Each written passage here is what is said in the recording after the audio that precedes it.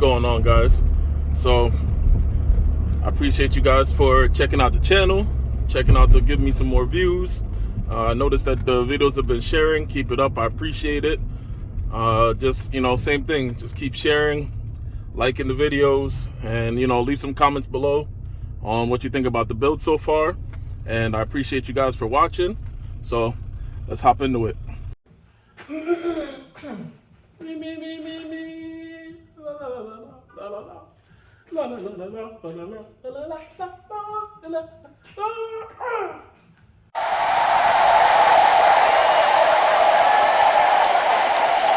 That it's time for action. All right, so welcome back. Trying to stay more consistent. Good amount of uploads in a less amount of time. Got the K24 up on the workbench. We're gonna go over all of the thermostat stuff for the cooling. All right, so thermostat housing, swivel neck, Honda stuff, regular things. Thermostat housing goes in here. Jose said he wants amenities like heat. I don't know why you want heat in a race car, but you get from K-Power. They give you a B series type, what's the thing called? Throttle body. So it's a B series throttle body that fits K housing. So I guess if you wanted to use drive-by-wire, you could, but they gave us this. So we had to order the adapter wire because the wire that goes from the K series, which is something similar to this little guy, is different than the B series, which is a round plug, 3-pin round, versus this somewhat oval / square plug. We finally got a power steering pump, so we're looking into a kit to relocate the power steering pump to over here where the compressor usually is. The AC compressor is, like I said before, it'll work, but we're gonna take a different path. Well, you never know. Jose might decide to put a K in the Jeep. K swap the world. Yeah, we got a little troop already. What? Oh, yeah, they can't really see it. No, I'm talking we had turbo for the Jeep. Oh, we got more than enough for the Jeep. You do 3 turbos on that. Compound. We go racing JC with the Jeep. With the Jeep versus the truck. The Jeep will win. Because that truck ain't never gonna get fitted. Don't post that one. Don't post it? Nah, we gotta keep that one in there. Just to let them know. Charge harness. I have no idea how I'm gonna route this. I'm sure on the K-Power website there's a quick fix for this. OEM starter bolt. Gotta put this guy in. It is not a good idea to put this starter in with one bolt.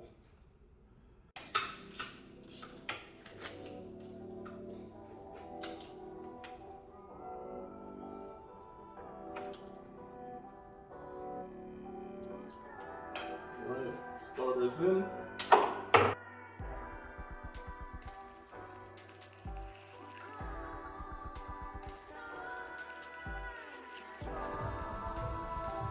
What's your favorite part? My head. The heat. Like I said, one day you want to drive it when it's cold. I want to see it when it's wet. You know what? Good thing we did it.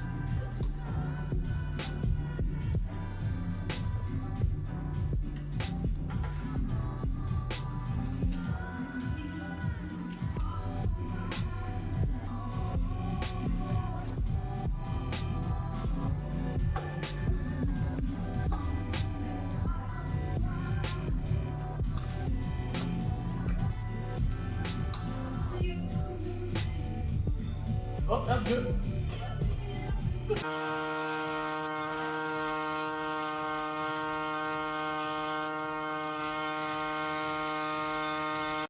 One eternity later.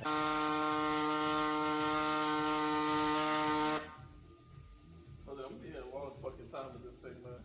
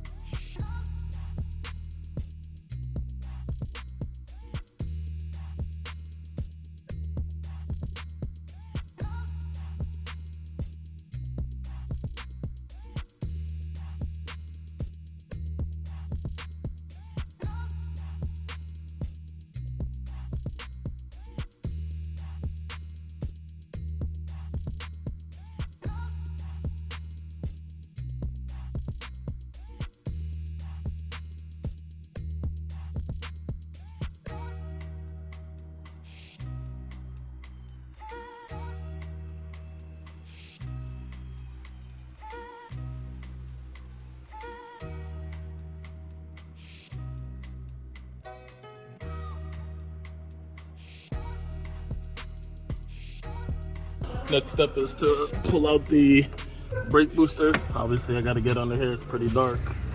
I need a light, but you see pulled off the master cylinder right here.